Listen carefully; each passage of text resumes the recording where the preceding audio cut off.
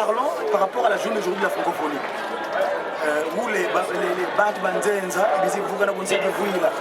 District de plateau Bololo, 710 000. Voilà. Mika. Il a vu un de sacré, un juif, un Yudaï. Il dit, il est moins d'abord, c'est la Yango. Allez, qui se n'est pas ça qui n'a pas de Yudaï. Prends l'exemple analogique. Nous, on est en RDC aujourd'hui. Papa Simon Guibon en Banassan était clair. Ce qu'on a Papa Simon Guibon en Banassan, le 10 septembre 1921, moi j'ai le texte ici. Papa Simon Guibon nous parle.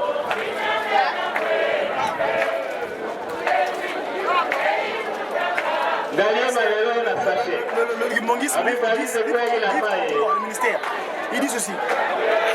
La génération du Congo perdra tout. Elle sera embrouillée par les enseignements et principes moraux pervers du monde européen. Elle ne suivra plus les principes maritaux de son ancêtre. Cette génération ignorera sa langue maternelle. Alors, je vous exhorte à ne pas négliger ni mépriser vos langues maternelles. Il faut les enseigner à vos enfants. Car il est temps que les langues des blancs soient oubliées. Dieu le Père a donné à chaque une langue qui lui sert de lui.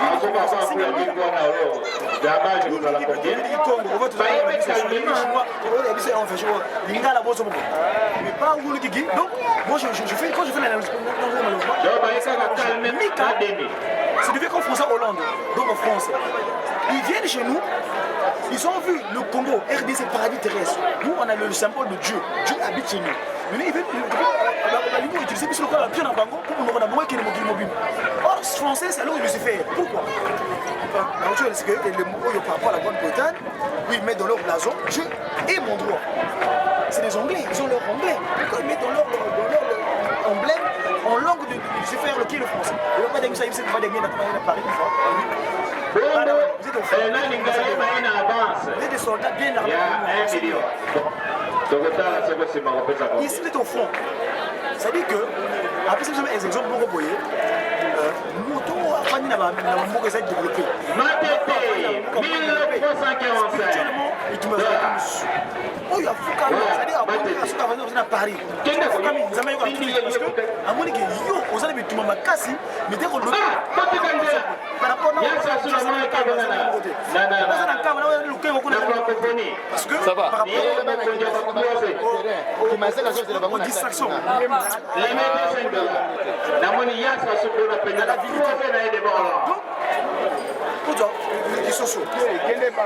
moi j'ai pris ça pour exemple. Le coq. Hein? Le coq chante, n'est-ce pas? Le coq quand il chante, il a un cri. Ça c'est eux qui expliquent, c'est leur langage. Ils disent ceci. La poule caquette. Donc ce soit moi aussi, le poussé.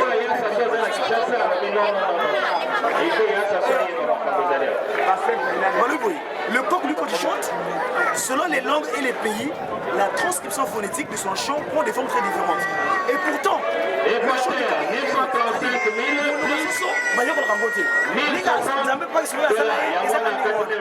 mais comment comprendre? Là, je dis que c'est vraiment une incompréhension, il y a pour nous. Pourquoi?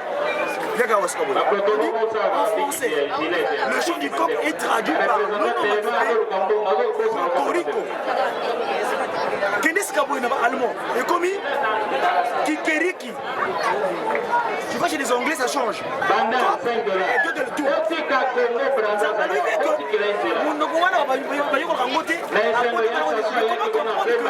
Selon les pays, et comment on peut donc, incompréhension. Mais à Kouloumi, ce qui s'est passé, que non, j'attends ma caméra, ça, c'est la télévision, ma caméra B. Ce qu'on peut pas dire, la critique, pas dire la critique, pas dire la ce qu'on peut voir, c'est que bonjour. Oh, au fin, il y a une incompréhension. Kouloumi, Kozangako,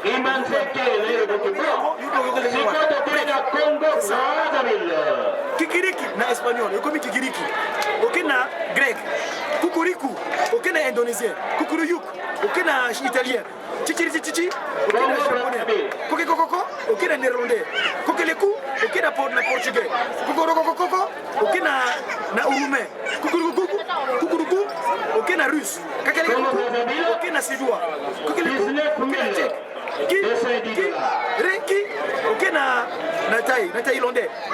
Ok. 190 000 francs, c'est pas mal. 19 000 dollars, 180 000. Donc, bon, pour les voilà. Et le monde va conseiller à Yokana. Bon. Et cette langue-là qui vient nous imposer ici, ça dit que Baya Goya la Papa libéré la comptabilité, Papa libéré. Yomwana Yom Yuda, Ngai Mika Naye, on a celle-là, il est bon, comme ça, on a Ngai Kene, mon kilo mobile. Comme Kalangako. Et on t'a simulé. La famille a signé, la traitement, c'est le la communion en couple, bazar, sous la c'est-à-dire que, nous sommes la système à comprendre pas mieux. na loa na seconde molo ki mangu mwana bakongo kongo ya nzama mbeo ya papa ito alobe papa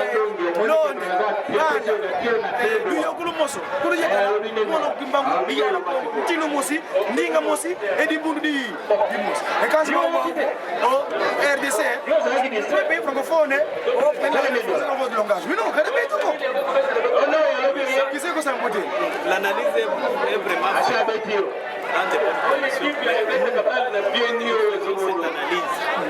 il y a un problème que papa a posé, c'est celle de savoir qui nous avons confiance. Qui nous suivons. Il y a un problème qui nous concerne, nous, les peuples congolais et africains en particulier, de savoir sur les sauver de tout ce qu'on est en train de nous amener par l'homme blanc. Il dit bien enseignement pervers du monde européen.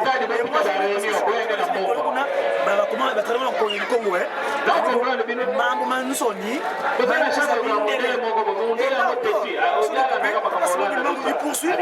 C'est ce qui nous concerne nous. Autre vivacabus on a mis kuna na nsa voilà. Pourquoi Simon Limongo dit ceci? Alors on a mis ça Manasanda 10 septembre. Il dit ceci. Beaucoup de jeunes quitteront l'Afrique dans l'espoir d'aller chercher le bien-être dans les pays des Blancs. Ils parleront toutes les langues de Blancs, comme moi je parle français. Ils parleront toutes les langues de Blancs. Parmi eux, beaucoup seront séduits par la vie matérielle des Blancs. J'aime pas le terme blanc d'ailleurs, parce qu'ils ne sont pas blancs. Ça, à celui qui est rose, moi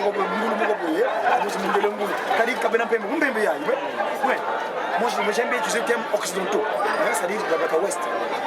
Donc, ils deviendront leur pouvoir. Comment on dit, c'est pas qu'ils ont beaucoup d'amis. Il y aura une grande mortalité parmi eux et certains ne reprennent leurs parents. On vit ça en Occident. Oui, moi j'avais fait une petite recherche parce que je passe mon bien à Paris. J'ai cherché le Kimongi en 2002. Ça n'a pas la c'est pas. J'haïs pas les blancs, hein. Je ne les hais pas parce que mon Dieu, c'est mon Nangaï. Parce que moi qui m'ont d'ailleurs été clair à Manasanda, il dit nous avons l'obligation d'aimer nos ennemis, de ne pas le haïr, car le haïr serait contraire à l'évangile. Parce que bon, c'est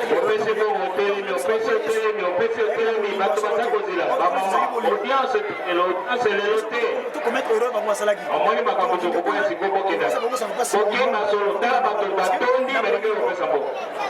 Oyo,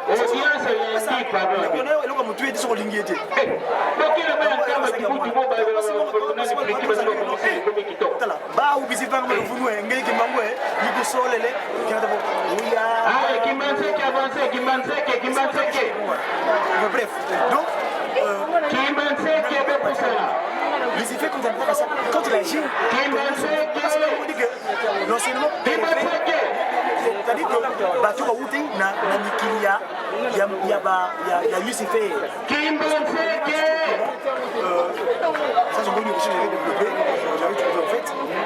Quand on parle de Belgique, la Belgique, déjà, à peine un pays qu'on a créé au 9e siècle. C'est-à-dire que la magie de balle. Les alliés ont la France, l'Angleterre et l'Allemagne. Ils ont créé un petit état tampon. Aussi que Batier m'a commencé à Lucifer pour diriger mon pays. D'où d'ailleurs le ciel de l'Union européenne.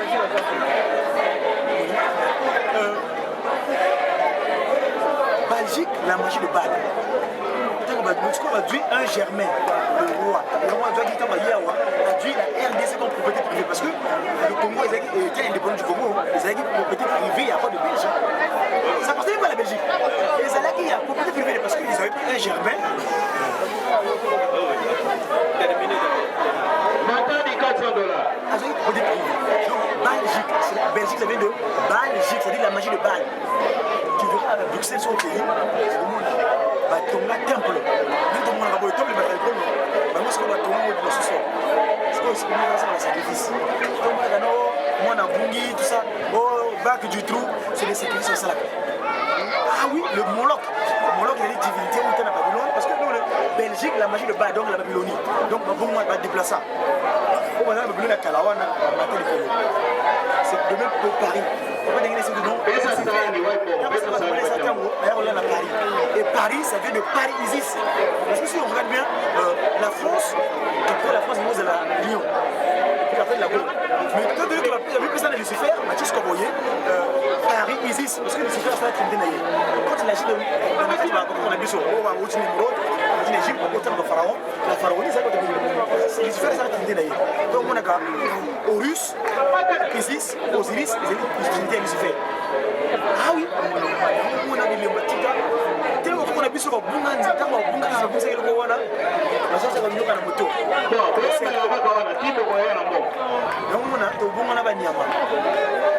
Et de la camitique, parce que tu vois aujourd'hui en Europe, se développe une pratique qui consiste que les Africains se reconnaissent dans le monde camitique, c'est-à-dire le camite. Camitique, c'est la culture égyptienne.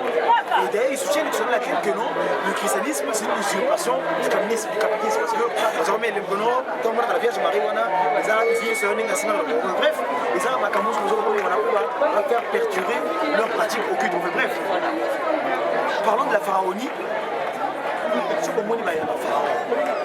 Le nom de tout, c'est pas des musiques, c'est il est tombé. Parce que nous, nous avons dit que nous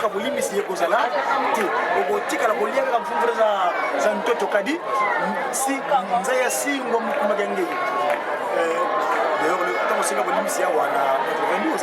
le discours va passer la terre, il y avait ainsi sur les serpents. Et si on a aussi ça, papa, les alliés qui moi partagent, est-ce que vous avez ça? Ça va longoki, n'est-ce pas? Presse. Longoki. Ça on est disciples sur le français, n'est-ce pas disciples? Quand tu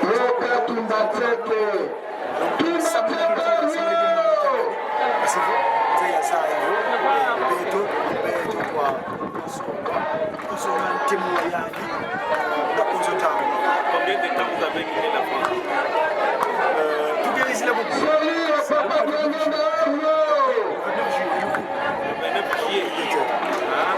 Parce qu'ils ont encore en Colombie. Il y a Longoka. Il y a le Sénégal de Vidimamo. Comment on fait un job? $10.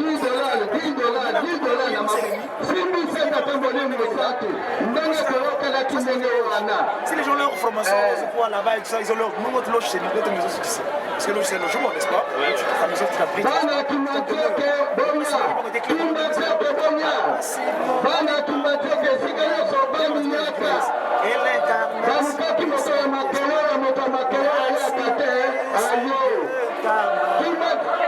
Siège de la paix mondiale. Tous les rois qui séjourneront.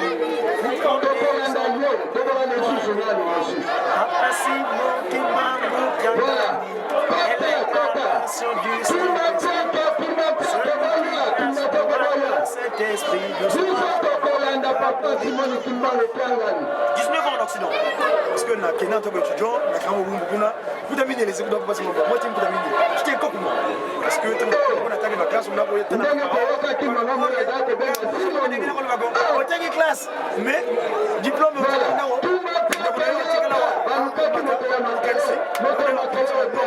le cas du 3 quarts, il faut que vous secrétaire de ndenge toyokanaki kuna na Kimateke tosimba papa na loboko soki ozali na tra congolais 5 000 le brevet d'activité matérielle. Elle dit que tout ce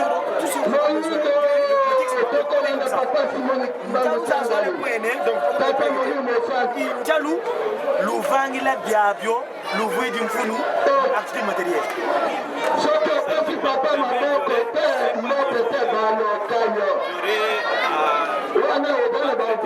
Les trois présidents du collège de la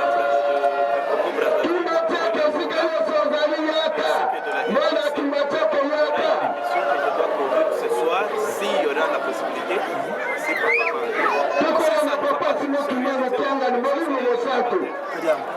c'est dans cette optique. Si vous aurez vos appareils,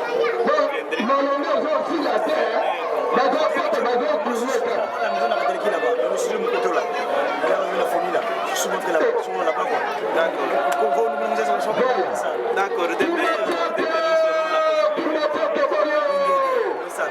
merci beaucoup. So, Professor, what's up?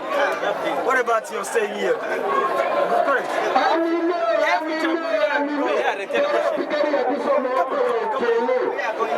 I got to eat. Together we are going to eat. To join again. Encore bana Kimateke balendaka papa Silvestre papa Simoki Maukanga Mori Mosan yango wana omonaka Kimateke bazalaka ndenge wana